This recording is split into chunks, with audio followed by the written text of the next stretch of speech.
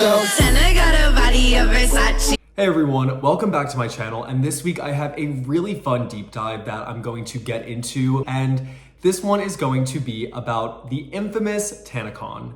Now, if you are not chronically online or haven't been on the internet for a while, you may not have even heard of this, but at its highest level, Tanacon was a YouTuber slash creator convention that YouTuber Tana Mojo tried to put on to spite VidCon. On May 26, 2018, Tana Mojo uploaded a video to YouTube titled Why I Won't Be Attending VidCon. And in it, she detailed her horrible experience in 2017, which basically centered around the fact that they did not give her the featured creator access. Now, what that means is you're granted specific things that help you kind of get around the venue, or having to deal with massive crowds, getting swarmed, and even though VidCon, which is a very popular digital creator convention, was using her videos and her likeness to promote that year's event, they did not honor that in providing her a featured creator badge. So it got so bad to the point where she was leaving one of the panels and she was swarmed in the hotel lobby by fans to the point where security had to pull her aside because they were saying that she was a security risk and a fire hazard for basically creating such a big crowd around her, which was fans trying to meet her because the convention didn't give her access to the backstage routes that creators use to get from one panel to another or just exit the premises without having to go through the main areas. So she wanted to create this all-inclusive convention where everyone was a featured creator. She wanted to spite VidCon, thus Tanacon was born, which was supposed to be her version that was going to be taking place these same days in the same place in 2018. So that year, VidCon and Tanacon were supposed to be held June 22nd and 23rd in Anaheim, California. Now, the lineup for Tanacon was honestly kind of insane. Like, the creators she was able to get, honestly, let me just read this list to you guys because it's wild. Bella Thorne, Shane Dawson, David Dobrik, Casey Neistat, Miranda Sings, Ricky Dillon, Elijah Daniel, Jen X Penn, Gabby Hanna, Trevi Moran, Emma Chamberlain, Weston and Kaylin Corey. They were all set to hold panels throughout the weekend. Unfortunately, we didn't get that far, but that was the dream and that was what was being advertised to fans. Tana was just 20 years old at the time, and she was trying to pretty much build this from the ground up. So how was she able to do this? Well, she partnered with this man named Michael Weist, who was the CEO of an entertainment company titled Good Times. And if you're familiar with Tanacon at all, Michael was the little guy who rode around the convention on a Segway all weekend, bossing people around. He was seen in a lot of clips. But who is this person and what is this company? Because we all know how Tanacon turned out and it was not good, so why did she partner with this person? Michael founded Good Times when he was 17 years old, and he had the focus on working with digital creators. At the time, he wanted to manage them, but also wanted to allow them to put on live in-person events so they could meet their fans and really showcase them to the public in a tangible way. But prior to actually partnering with Tana, Michael had gotten into his own sort of influencer beef or influencer scandals. He actually had to file a defamation lawsuit against Bryce Hall and Mikey Barone because Bryce Hall, who he was managing at the time of this, accused him of hacking his Twitter account. And when Michael retaliated and made a statement basically saying that none of that was true, Bryce did accuse Michael of SA, and that was when the defamation suit came in. He also didn't have the best reputation besides that in the influencer community because James Charles actually pulled Tana aside. They were good friends back then to say, why are you trusting Michael? Like, what are you doing trusting this person? I can't actually figure out how Michael and Tana were first put in contact with one another. I have to assume that it's because they ran in the same circles in LA and had been friends for a little bit before. And when Tana was trying to put on a convention, Michael was someone who was an ally that she could reach out to, and she knew that he would say yes to help her plan this, even though he's never planned something of this size before. The logistics were always kind of shady, and they didn't give themselves that much time to actually put this on. I think from the time the idea was conceived to the day of the convention, there were 3 months where they had to plan everything, including finding a venue, finding creators, figuring out the ticketing system, how to get people to buy tickets, and basically planning everything from start to finish for a 2-day convention. And in May, after Tana had announced Tanacon, tickets went on sale and they only had a few weeks, literally less than a month, to figure out the final number of people that were coming. Like, they didn't give fans that long to buy tickets and find accommodations and make travel plans to get there. But there were 3 separate ticket tiers. Basically, there was the featured creator ticket, which was a $1 version because Tana wanted everyone to have access to this. Then there was the general entry ticket, which was $45. And then there was the featured effing creator ticket, which was $65. And the perks of getting that was that you were told you would be able to skip the line. You get a gift bag that was allegedly 4 times the amount that you would pay for the ticket. And you would have additional meet and greets and perks throughout the weekend. Basically, the naming convention was another big dig at VidCon because they were not making Tana a featured creator. So now Tana's making every single fan and creator at her convention a featured creator. A company called Veeps was involved in the ticketing. That was where you went to go purchase your ticket, and they helped facilitate those sales. Now, it came out later that they actually gave Tana and Michael and Good Times $135,000 of the ticket earnings to help cover the cost of the event up front. The alleged total of all the ticket sales was $325,000. One thing people noticed in retrospect was this company was actually only 3 months old, and it was run by a 25-year-old named Sherry Saidi, who removed the title from her LinkedIn right after Tanacon ended. And another weird thing is that the Veep social media accounts never actually promoted this event. They promoted other events that they were selling tickets for, but they never once posted anything about Tanacon, which seemed really fishy to fans after the fact. And when bringing Veep onto this project, Michael revealed later that he actually signed a contract saying that if anything went wrong, they were entitled to take every single penny from the ticket sales, meaning they would pocket the $325,000 made from the ticket sales. And even though they fronted Michael and Tana $125,000 of that, they were gonna have to pay Veep back if anything were to go wrong. And boy, did things go wrong. Fast forward to the day of the event, it was truly doomed from the second those doors opened. Many fans showed up really without a ticket or without any sort of badge. The crowd size increased a lot. It was clear that every single person was unprepared. They lacked the amount of security needed to facilitate these crowds, and it was clear the event space was not going to hold all of these people. So it got to a point where there was just a huge line outside. They were at capacity inside, and this is June in the California sun, where all of these fans are being left outside to bake, to the point where they were getting sunburn and sun poisoning. They also had no time frame of when they were going to be let in, because if you're all the way in the back of the line, you have no idea what's happening inside or at the front, and there's no real security guards besides at the very front kind of telling people what to expect. There was also no water that could be distributed to anyone, so there are people who are literally getting sunburned, they are getting super dehydrated, there is no water, and they have no idea what is happening. They were having to rely on social media from people that were inside or from statements that Tana was actually tweeting while she was inside to kind of get any sort of update on what is happening. Some were saying that security was preventing anyone from moving in or out. At a certain point, everyone just became so overwhelmed. Security stopped checking the bags. Fans just started running in and rushing the building. And then the big refund chant started. Refund! Refund! Refund! Refund! Refund! From outside, and it made its way inside to the point where there was no sort of decorum really happening here. No one knew what to do. Everyone was fed up. Everyone was sunburned. Everyone was tired, and they had had enough. All of the creators allegedly were tucked away in a certain creator lounge. And again, Tana is tweeting like, I know the situation is bad outside. Me and Bella are gonna come out and talk to everyone.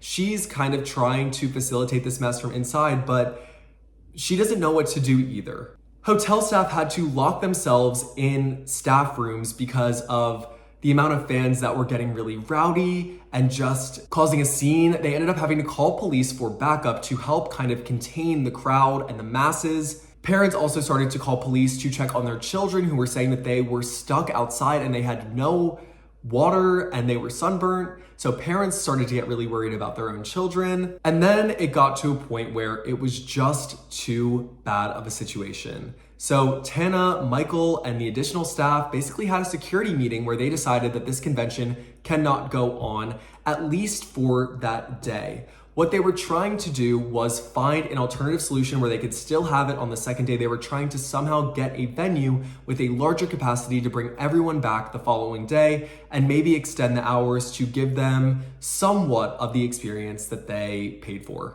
Okay, so I am editing right now, and let it be known that Tana was actually on stage inside. She did a whole welcome speech. She did that fake wedding thing, and I was able to find her welcome speech for Tanacon online. So here's a clip of that, because it happened before the convention actually was officially shut down.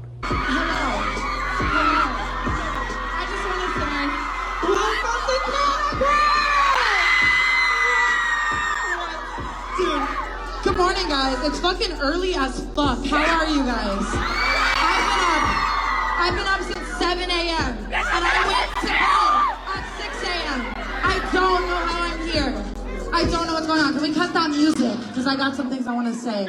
However, they were not able to find that, and no one was able to reach any sort of collaborative solution. So what they decided to do instead was cancel it right then and there, with Good Times releasing this statement saying, "At this point in time, there is no way to continue our weekend at Tanacon as is without risking the safety of this up to every single one of you." It gets really interesting in the aftermath because of course it garnered a lot of media attention. So many mainstream outlets, but also creators and fans were posting a ton of videos, articles, and think pieces about what was going on. It was actually dubbed the Fire Festival of Conventions by a couple different outlets like The Verge, and that isn't that far off.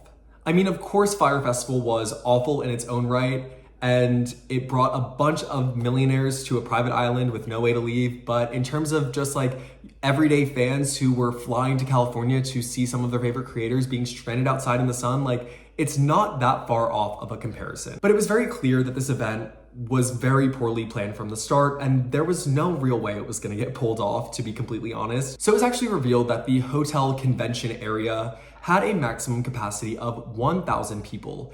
And at the time of cancellation, Tana was saying that there were 15 to 20,000 people outside of the hotel trying to get in, basically saying there was no way that all of these people had tickets. A ton of fans just showed up and tried to get their way in. But after an official statement from the police department, because remember, the police had to come show up to this, they estimated that only 4,000 to 5,000 people were actually there. But it's also interesting to note that the ticket sale company knew that they sold 4,000 to 5,000 tickets. So why was there this disconnect where they booked a space that was too small knowing they sold 4 to 5 times the amount of tickets? Well, keep that in mind because we'll get back to that later. It got to the point where fans really demanded refunds. Besides the refund chant that was happening the day of the event, there were so many emails being sent to Good Times, tweets being sent to Tana, and people inquiring with Veep on how were they supposed to get their money back, because no one really knew. Good Times said that they were going to start offering refunds, and then they backtracked on that very quickly to say that people actually needed to contact Veep, the ticket company, to get their money back. And while there are some people that have actually received refunds for this event, there is no confirmation that every single person that attended Tanacon got their money back, and I would bet that there are people out there that wasted thousands of dollars for a ticket, a hotel, a flight, all of it. And after the event cancellation, Tana Mojo basically got into a car, drove back to LA, straight to Shane Dawson's house to film the Truth About Tanacon documentary, which Shane actually won a Streamy for in 2018. Tana's direct initial reaction was captured in this video. Like, she had no time to process it. She literally drove to Shane's house, broke down, and he filmed her the whole time with her basically explaining her thought process of what she was doing and why this turned into such a mess. She did exhibit remorse. She was very sad, but she was also very angry at Michael because she admitted that she was in no position to execute a convention like this to that scale. And that is why she thought she hired Michael to take care of all of this stuff. She wholeheartedly believed that Michael did deceive her. She explained that directly after the convention, allegedly, he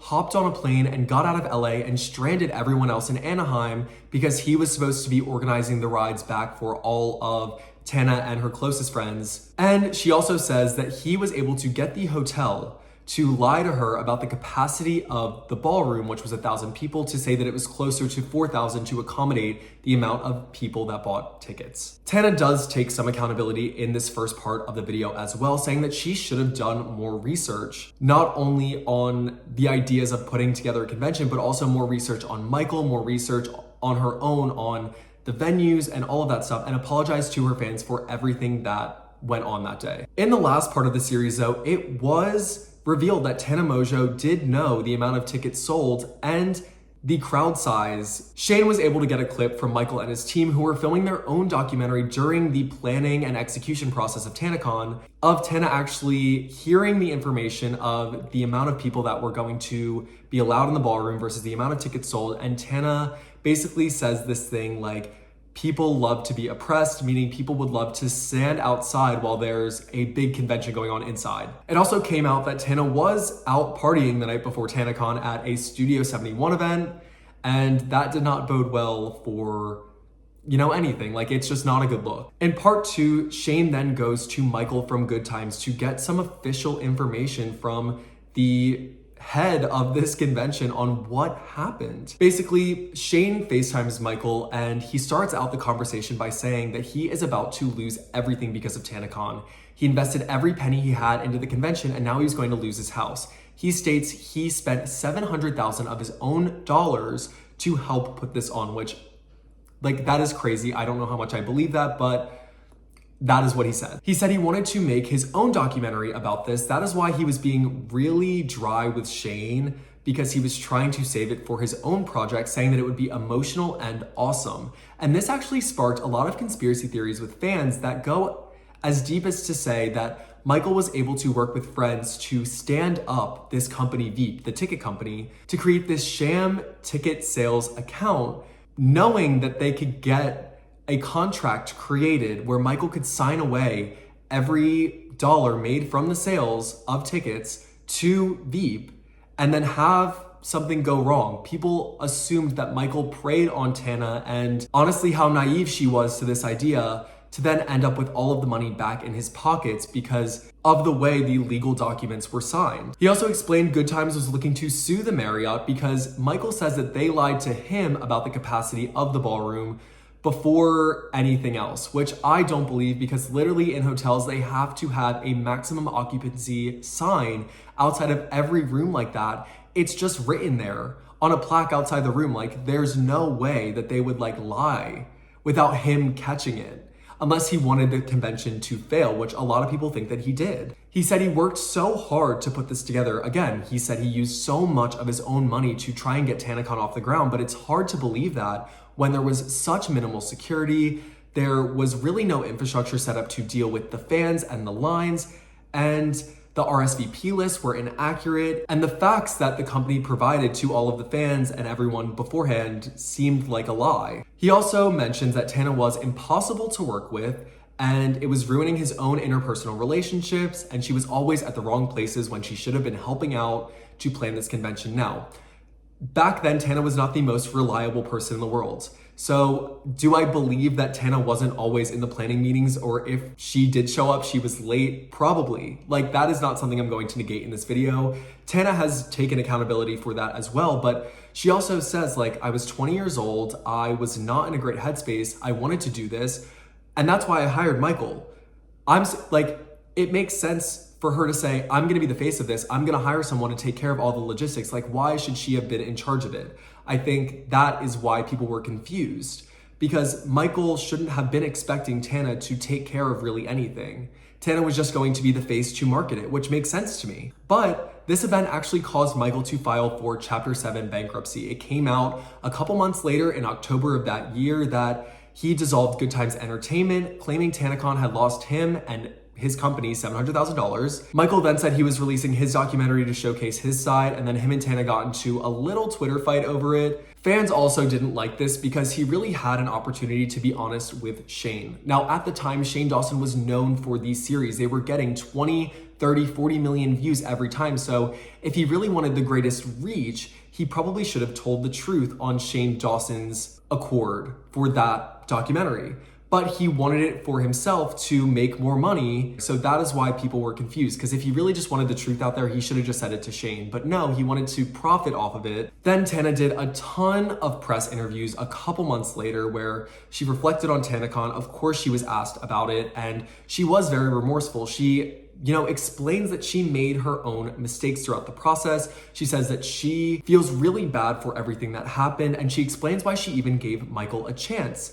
She said, "I would want people to give me a chance for who I am," and that's how it was with Michael. I remember days or weeks before Tanacon, James sitting me down and saying, "What are you doing trusting Michael?" At that time, I was spending every day with Michael, and he was pouring his heart out to me about how misunderstood he was, how his intentions were amazing, how smart and business-minded he was. He was whining and dining her, and Tana fell for it. She said, "He charmed me. He seemed like he really knew what he was doing and had a great business mindset. So why would I not trust him?" And again, at this point, Tana is 20 years old. She is a famous YouTuber, but she's still naive to the LA scene and how all of this stuff works. So of course, when someone comes in and says that they're going to help her do this big convention, like, she's gonna say yes, because I don't think a normal company would take on this feat knowing the time crunches and all of the logistics that would need to be figured out. But Tana then goes on to release a song, F Up, 3 months later on YouTube, which honestly kind of worked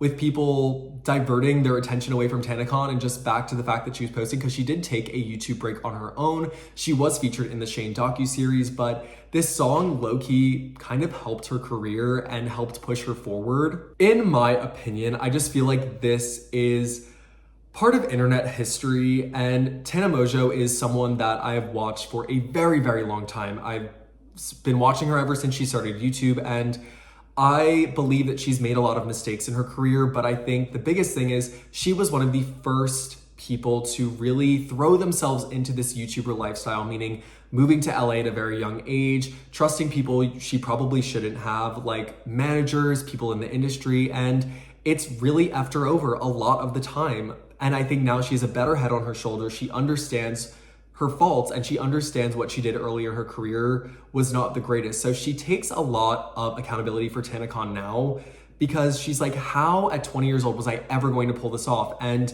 I think it really came down to the fact that Michael and Good Times Entertainment saw an opportunity to take advantage of someone, and conspiracy theories aside, I think they really believed that they could maybe pull this off. But if they didn't, it would really benefit them for press. No matter if it was a success or a failure, they probably thought they could blame it on Tana, and then they could get press for trying to put this event on and then say all of the bad things that happened were because of Tana and her unprofessional nature.